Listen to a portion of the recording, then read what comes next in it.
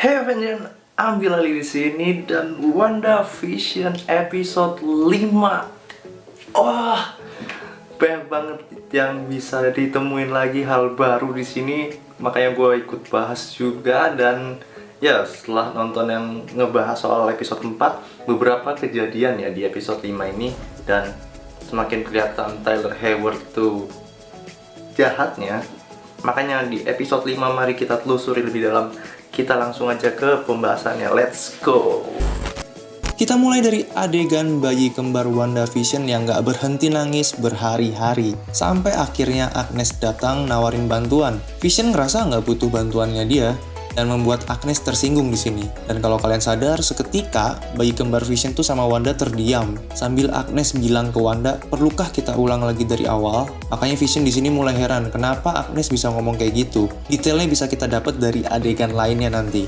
Terus masuk ke hasil kondisi Monica Rambeau yang setelah keluar dari Hex, dimana seperti yang udah gue bahas bahwa ini ada sangkut pautnya sama penderitaannya Wanda yang dimanfaatkan oleh pihak lain, tentunya villain sih, dan bikin Wanda tertarik sama solusi yang mereka tawarin buat ngebentuk dunianya sendiri. Fakta baru setelah pemeriksaan darah dari Monica, ternyata mesin yang ngedeteksi darahnya itu nggak ngebaca apa-apa. Waktu mau dicoba lagi, Monica nggak mau karena dikejar waktu buat rapat strategi.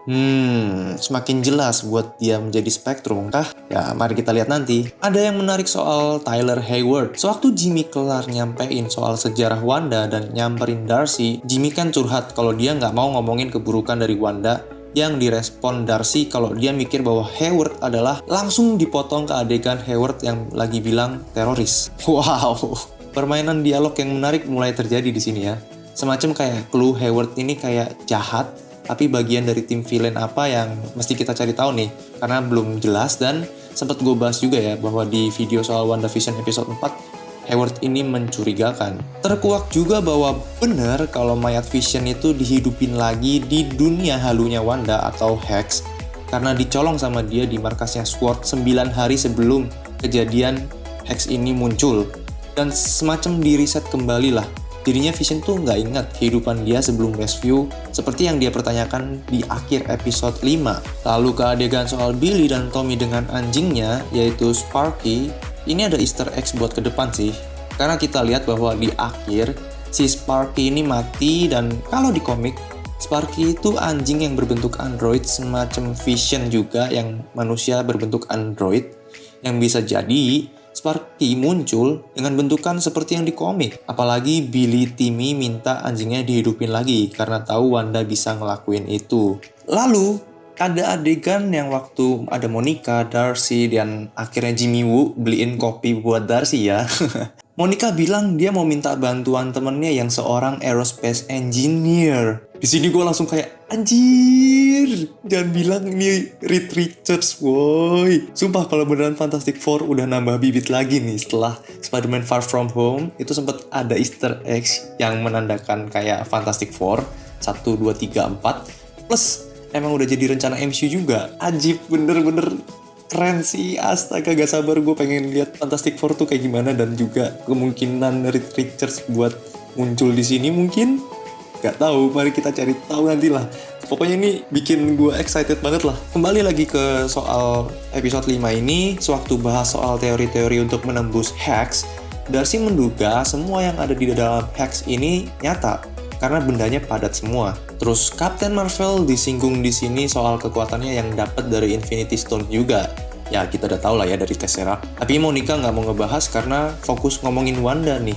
Menarik juga buat diangkat karena nyinggung soal Captain Marvel, dan apakah ada kerenggangan nih antara Monica sama Captain Marvel. Karena kayak seakan nggak mau ngebahas soal hubungan mereka. Lanjutan dari percakapan Darcy dengan Monica sadar kostum Kevlar yang dipakai sebelum masuk ke Hex sempat berubah bentuk di dunianya Wanda. Berarti semua yang ada di sana beneran nyata sesuai kata Darcy, tapi disesuaikan sama realita yang dibuat Wanda. Makanya Monica langsung mikir gimana kalau masukin sesuatu yang sesuai timeline-nya Wanda di Hex tanpa perlu berubah bentuk, nunjukin betapa briliannya pemikiran Kapten Monica ini. Sewaktu Vision nemu ada yang janggal di emailnya Norm dan nyadarin Norm ke aslinya, Norm langsung minta tolong buat berhentiin dia yang mengarah ke perempuan, apakah Wanda, atau Agnes, atau Dati. Secara yang bisa mainin kesadaran sih Wanda ya, dan Agnes Dati ini semacam mata-mata yang terus ngawasin Wanda. Vision pun mulai kepo dari sini. Lanjut soal adegan pemikiran brilian Monica tadi yang menghasilkan drone versi 80-an berhasil masuk ke Hex dan tidak berubah bentuk sama sekali. Karena drone di awal-awal episode itu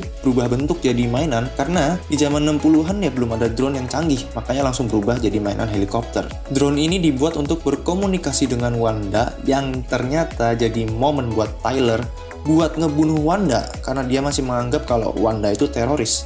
Wanda akhirnya keluar dari Hex dan minta buat jangan ganggu zona nyaman dia lagi yang dia sebut rumah. Ketika ditawarin Monica, sebenarnya Wanda tuh mau apa sih?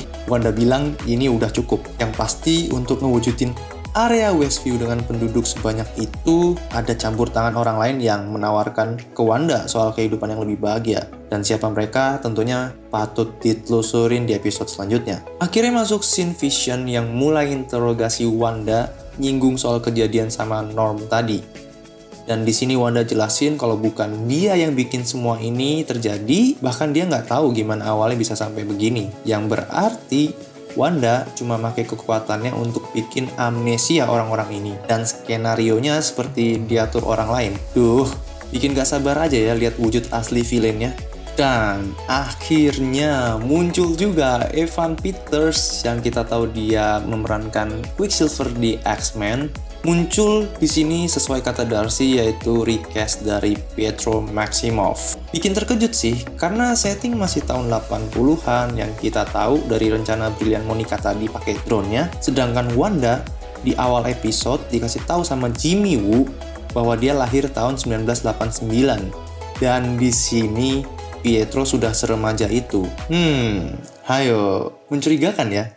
Apalagi ini bukan yang dipengenin Wanda sebenarnya. Jadi Evan Peters ini jangan-jangan Mephisto. Karena dari leak adegan untuk episode 6 nunjukin kalau si Pietro gadungan ini tahu Vision itu udah mati 2 kali. Waktu Billy ngadu ke Wanda kalau Vision lagi butuh bantuan di luar Westview. Gak mungkin dong Pietro yang udah mati sebelum kejadian Infinity War tahu kalau Vision bisa mati 2 kali. Fix ini pasti bukan karakter sembarangan. Ya, kita tinggal nunggu di episode lain buat perlahan bongkar identitasnya. Gimana? Udah agak ke-trigger nih ya, udah banyak referensi baru, terus juga ya mungkin petunjuk-petunjuk buat ke depan di WandaVision. Episode 4 udah ada, episode 5 juga udah ada, 1-3 pun juga sebenarnya ada. Dan ini bukan main-main sih. Padahal skalanya series, tapi bibit yang bisa ditanam ternyata banyak. Jadi kita tinggal lihat ke depan MCU seperti apa. Gue masih sejauh ini ngerasa masih excited lah, intinya kayak tertarik, seru. Dan juga meskipun nanti kontroversi banyak ya kayak LGBTQ, terus juga ada ya isu-isu lain lah, agenda politik atau lain sebagainya. Tapi gue nggak peduli karena yang gue nikmatin adalah referensi yang selama ini gue ketahuin itu setidaknya muncul di dunia sinematik. Dan ya pastinya satu sama lain tuh kayak di Infinity Saga lah, nyambung. Dan satu hal yang pengen gue kasih tahu buat kalian, perhatiin karakter Evan Peters ini. Karena biasalah Marvel kan bisa belokin keadaan, manipulasi pikiran kita kayak harusnya ini tapi ternyata diarahinnya ke sini. Who knows? Yang pasti petunjuk gue adalah coba kalian lihat outfitnya Evan Peters. Biasa nggak sih sebetulnya Pietro pakai necklace atau kalung? Nah, kalian cari tahu nanti di episode selanjutnya, dan gue juga pasti juga bakal lihat apakah spekulasi yang selama ini beredar itu beneran ada. Tidak perlu spoiler lebih panjang, sampai sini dulu aja. Dan ya silahkan follow Instagram gue. Di sana gue suka bahas-bahas singkat terkait Marvel, dan ya tentunya keseharian gue dan juga ilmu-ilmu yang gue tahu gue share di Instagram. Kalau mau follow silahkan, nggak juga apa-apa. Yang penting YouTube subscribe karena biar nggak ketinggalan pembahasan-pembahasan yang selama ini udah gue upload. Jadi sampai bertemu di video berikutnya tentunya. Keep being humble, selamat melanjutkan aktivitasmu. Bye.